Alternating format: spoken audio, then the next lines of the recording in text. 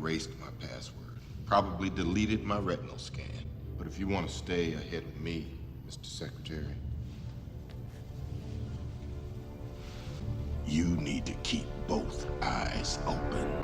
Oh, motherfucking! You okay? Yeah, it's just a scratch. The MCU is in a state of emergency, desperately clinging to life after the embarrassment of Phase 4, and quickly becoming a caricature of its former self. A franchise that's main appeal was once the continuity of a cinematic universe, has now been stretched and spread so thin that the world we knew is no longer recognizable. The story has become a convoluted mess, expecting the audience to watch the TV shows to understand the films, and the characters that paved the way have all been scattered to the wind. Not a single one of them was given the chance to reach their full potential. So by the time Secret Invasion came out, I didn't think there was much left for them to ruin. Nick Fury's mystique had already been stolen by a cat. What more could they do to him? We've gone back in time, across the multiverse, to the bottom of the ocean, down to the quantum realm. There's nowhere else to go. So maybe they finally learned their lesson and remember the fun of smaller stakes and simple battles. Maybe this is finally an opportunity to take some of the original characters and give them a chance to shine. And the concept of a secret alien invasion has so much potential, especially with a species like the Skrulls and their ability to shapeshift. Maybe this is the start of some form of redemption. And then I watched it and was reminded just why I hate Disney. Hold on to your butts. So Nick Fury, the master spy and the founder of the Avengers, is now just another disgraced old man who abandoned his friends and wants to die. Too old to make a difference and out of his league. Who does that remind you of? Go away! After the events of Captain Marvel, Carol Danvers and Nick Fury promised to find the Skrulls a home and began their search around the galaxy. Flash forward to Secret Invasion, and we find out that Fury broke his promise, abandoned the Skrulls and left them all to fend for themselves, and ran away to live in space. And instead of just using their incredible abilities to blend in, or moving to any of the established locations, the Skrulls decide that the only reasonable solution is to take over the planet. I think it's a wall.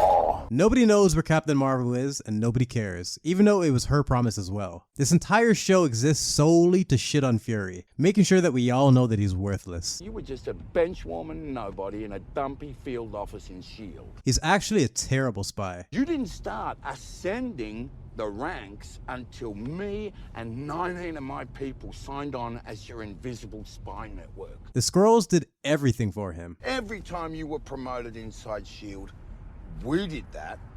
Every terror attack you prevented, we did that. Stop! He's already dead! And if that wasn't enough, they invent a secret wife just to say that he abandoned her too, to add salt on the wounds. The types of character assassination I've been forced to endure over the years have prepared me for this moment, and I'm not remotely surprised that they have ruined another. But nothing could have prepared me for what I witnessed in the last episode, proving once and for all that Marvel has lost its way. And I want to break down and explain why this may very well be the worst finale in the history of the MCU versus the best finale in the MCU. Bucky, Cap, and Iron Man showdown in Civil War.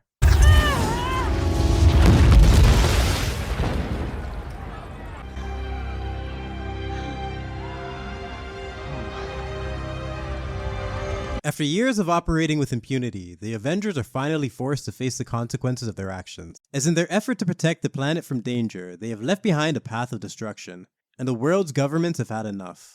New York. Washington, D.C. Sokovia. Lagos. They present the creation of the Sokovia Accords, a contract that would essentially make the Avengers a government entity, removing the free will that they currently operate under.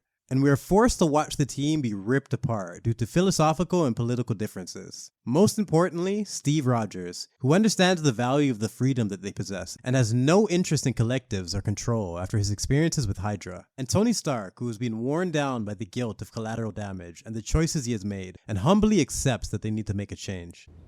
Oh, that's Charles Spencer, by the way. He's a great kid. Computer engineering degree, 3.6 GPA. He wanted to make a difference, I suppose. I mean, we won't know because we dropped the building on him while we were kicking ass. A military expert named Baron Zemo impersonates the Winter Soldier to frame him for the murder of T'Chaka, the king of Wakanda, essentially forcing the hand of the government, the Avengers, and now foreign nations when tensions are at their highest. Don't bother, Miss Romanoff. I'll kill him myself. Cap's desire to protect his best friend and prove his innocence, and Tony's desperation to keep the team together forces them to clash. From heated debates to airport brawls, all while trying to convince the other to see reason. Is the fellow who's supposed to interrogate Barnes. Clearly, I made a mistake. Sam, I was wrong. That's a first.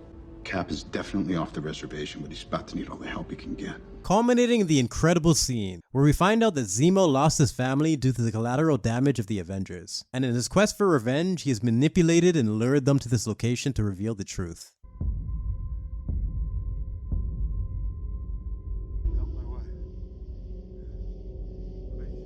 We are forced to watch Tony in agony as he sees the footage of his parents being assassinated by none other than the Winter Soldier.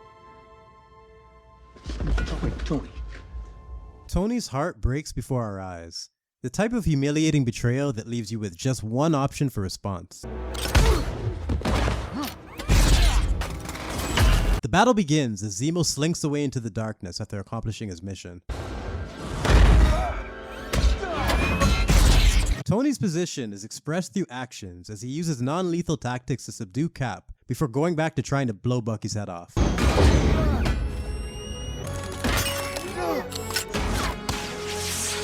The building starts to crumble after he redirects his rocket, and after Tony gets pinned by fallen rubble, Bucky tries to make his escape. Tony's bloodlust is made perfectly clear as Cap tries to calm him down, only to be ignored. It wasn't him, Tony. Hydra had control of his mind. Move! It wasn't him! And rather than trying to hurt each other, they continue to display their true feelings as Cap destroys his flight stabilizer and Tony blocks the path to separate them, doing everything that they can do to stop each other without violence. Flight systems compromised. Cap continues to intervene as Tony relentlessly pursues Bucky, and we get an internal view of Tony's weapon system throughout the fight, giving us an amazing insight into his mastery of the suit from the first film. Targeting systems knackered, boss. Am I balling it? Iron Man destroys the exit, trapping Bucky inside, who returns the favor with a pipe to the head. Do you even remember them? I remember all of them. The trio crash to the floor after Cap jumps back into the fight, and as they catch their breath, he takes this one last chance to plead with Tony and try to stop this with his words. This isn't gonna change what happened. I don't care. He killed my mom. Leaving Cap no choice but to fight back as Tony shows malicious intent towards him for the first time. Bucky grabs the fallen shield and jumps back into the fight. Cap is blasted and knocked out of the fight, leaving Bucky as he attempts to rip Tony's arc reactor right out of his chest. Bucky's arm is destroyed and he's blasted from behind, setting the stage for the showdown between Iron Man and Captain America. You can't beat him hand to hand. Being a super soldier and a combat veteran, Cap has a massive advantage in hand-to-hand combat, especially at such a close distance, negating his ability to use ranged weapons. Analyze his fight pattern. Scanning. Countermeasures ready. But we get another display of Tony's technology and his ability to adapt under pressure.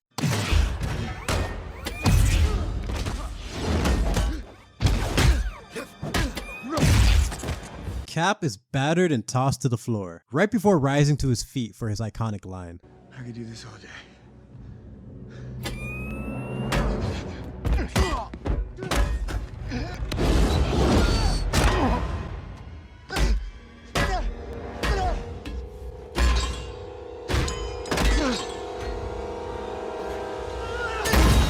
Bucky and Cap work together to defeat Tony, sparing his life but destroying his suit, bringing the fight to an end. And as they part ways, we get a cold reminder of what started this all and the true damage that has been done here. That shield doesn't belong to you. You don't deserve it. My father made that shield.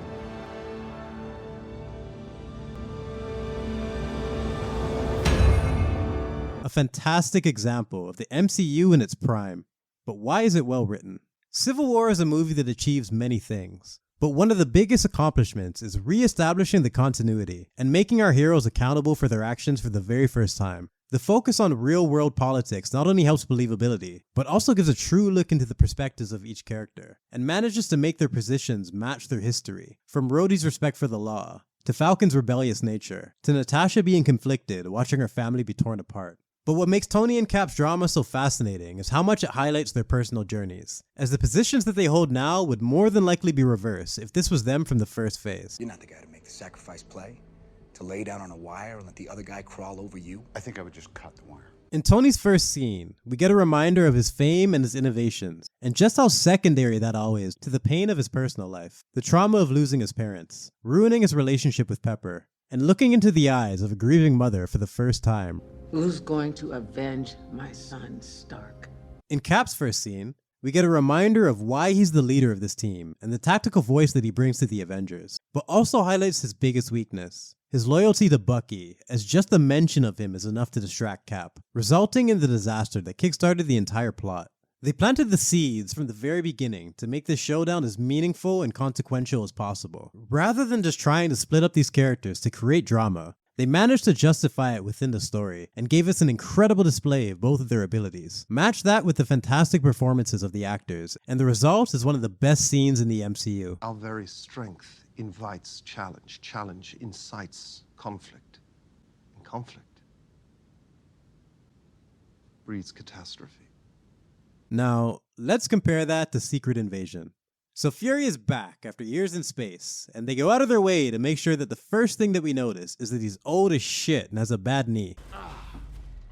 We find out that Talos, the Skrull that he met in Captain Marvel, has been helping him for decades, until recently being kicked off the council and pushed into exile by a young Skrull fanatic named Gravik, who is angry that Fury broke his promise. Gravik preys on the insecurity of younger Skrulls and is trying to start a war, and has recruited Talos' daughter, Gaia. And after Talos informs her that Gravik killed her mother, she becomes their double agent and tells them about his next move. The attack is planned for tomorrow.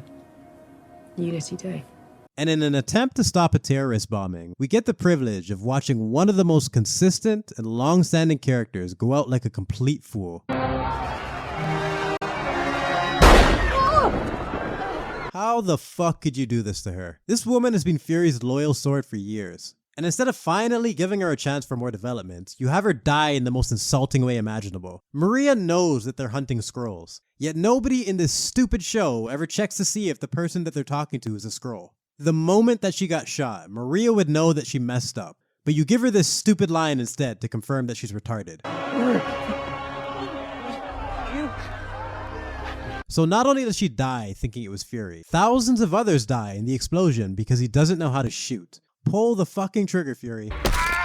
Then he gets draped up and tossed in a van. No combat skills, no special weapons and tactics, nothing. They want to make sure it's perfectly clear that he's crap. So Fury is fired, disgraced, and blamed for her death, and eventually framed for her murder. And is pretty much useless all season, crying on a bench or yapping about cornbread. So thankfully, they introduce a new character, Sonya Falsworth, to pick up the slack since Fury is shit now. Who does that remind you of? Like a panther. Yes. Sonya does the interrogations, while Gaia does the infiltration, and finds out that Gravik is making a machine to transform them into Super Skrulls and take over the planet. And any chance of him being an interesting villain is snapped away as they reveal that he's just an unhinged asshole. So Gravik kills Gaia after finding out that she's a snitch, but then we find out that she's a Super Skrull and she rises back from the dead. Okay. She also has a change of heart after seeing a father be nice to his son on a screen and realizes that humans have feelings too. Even though she's been on this planet for 30 fucking years and should know better. Why is everyone in this show so stupid? Gravik attacks the president and Talos is killed trying to defend him. The only character in this show that makes any sense. The only character that I give a fuck about. And instead of giving him some kind of payoff, he dies for absolutely nothing. Doesn't even get the credit of being a martyr or the respect for his people that he fought for 30 years. Fuck this show. Fury is left with no choice but to give Gravik what he wants. Access to Captain Marvel's DNA that Fury collected after the battle in Endgame. Nobody mentions this bitch the whole season in regards to her keeping her promise, but they have no problem dropping her name here. So Fury meets Gravik for the final showdown, and once again we have to hear about him breaking his stupid promise. From Killmonger to Reva to Gravik, Disney has no idea how to make a sympathetic villain. Under the Empire. But we're forced to watch them bitch and moan anyway. So Gravik throws another tantrum and then hops into his machine to become a Super Skrull. But for some reason he decides to let Fury join him, and we get the big reveal. Oh my god, it's Gaia. And thanks to Gravik's stupid decision, she now has the same powers as him. From Captain Marvel to Groot to Thanos, they have all the powers of every person who bled in the battle. So Gaia reminds us all why she's here, just in case you forgot like I did. You killed my mother, my father. She calls him weak and flailing, even though they have the same powers. And then, she summons her sexy Drax arm and the battle begins. Instead of just using the cheap-ass, busted powers of Captain Marvel, they decide on clunky fan service instead, making sure to show us all the powers that they have access to.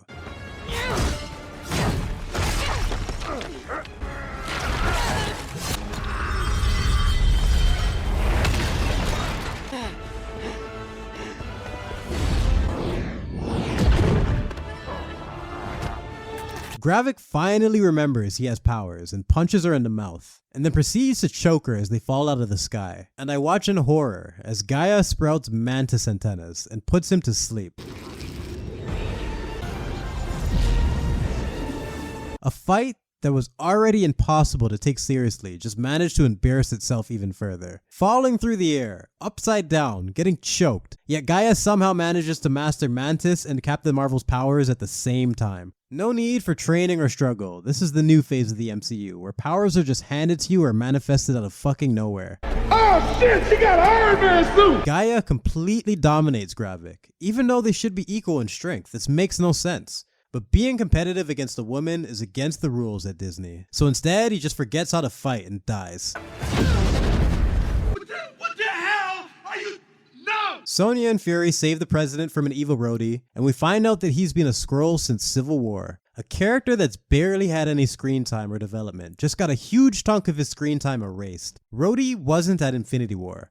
He wasn't at Endgame. He wasn't at Tony's funeral. He doesn't even know he's dead. They just casually destroyed this character for the plot of this shitbox show. The president declares war, Talos died for nothing, Maria is in a box, and Rhodey is fucking ruined. Fury messed up everything and then goes back to space. The end. Help me, Talos, because I am useless without you. A pointless, nonsensical embarrassment of a finale. But why is it terribly written? Do you know where Thor and Banner are right now? If I misplaced a couple of 30 megaton nukes, you can bet there'd be consequences. One of my biggest praises for Civil War is how much it takes advantage of the premise, using a political conflict to introduce new characters and redefine the arcs of old ones. And what amazes me about Secret Invasion is just how much of the premise is wasted. Tell me, where is Magneto? You want to know where he is?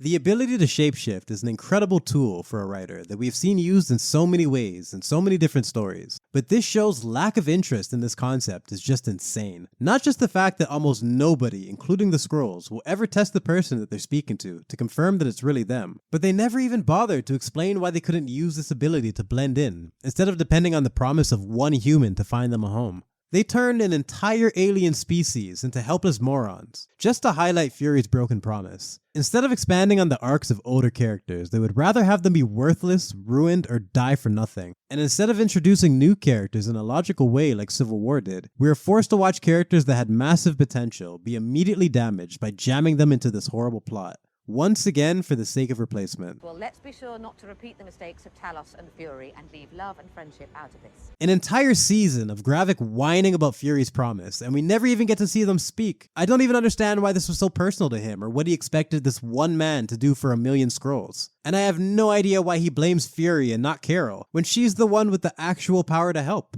Can't imagine why. Where the fuck is Carol? Like, seriously, where has she been this entire time? What is she doing? The death of his parents is a major part of Tony's character, and having him find out that not only did they die brutally, but one of his closest friends knew the truth all along. It's an incredibly powerful payoff after everything we've seen. Gaia found out that her mom was killed by Gravik because she was too stupid to connect the dots on her own or speak to her father. And even after being told the truth, she still let thousands of people die and took almost an entire season to retaliate, compared to Tony's immediate reaction. There's no meaningful payoff here, it's bullshit. Nick Fury is barely a part of the finale of his own show. The man literally says that he hasn't brought in any of the Avengers for help because this is personal, and then he proceeds to let Gaia fight his battle for him. It's pathetic.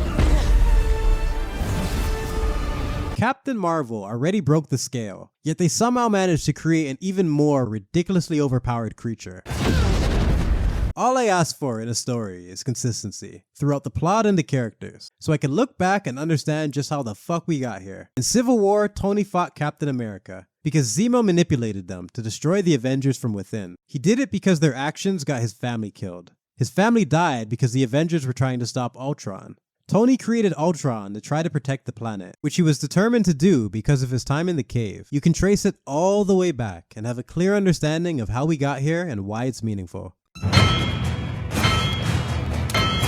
But in Secret Invasion, Gaia fought Gravik because Gravik thought she was Fury. She posed as Fury to get revenge for her mom. Gravik killed her mom for siding with Talos and against the Council. The Council and Gravik wanted war because Fury broke his promise. Now, anyone who watched Iron Man 1 would fully understand why that cave would change Tony forever. But what would make a man as diligent and loyal as Nick Fury abandon the scrolls and break his promise? Well, the answer is simple. He was sad, you see, from the snap, and he wanted to die and give up fighting. This entire story is built on a lie. I can't even call this a retcon, it's just a straight up lie, as anyone who watched Infinity War knows that he went out doing everything that he could. This was not a moment of sadness.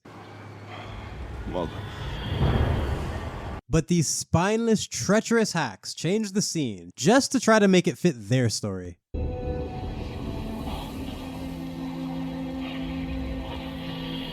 And that is the death of a cinematic universe. When you can no longer trust your own memory of a scene, because these writers don't give a shit and will manipulate you, retcon, and lie. Anything they need to do to tell their story, having no respect for the work that paved the way for them. Last time I trusted someone, I lost an eye. Oh, mother! The curse on Emilia Clarke's career continues, as she has now been a part of the worst season of Game of Thrones, the first Terminator movie to flop, the first Star Wars movie to flop, and the worst rated episode in the history of the MCU. I said it before and I'll say it again. I'm so sorry, Danny. I don't want another child's bones dropped at my feet. And as for Samuel Jackson's Nick Fury,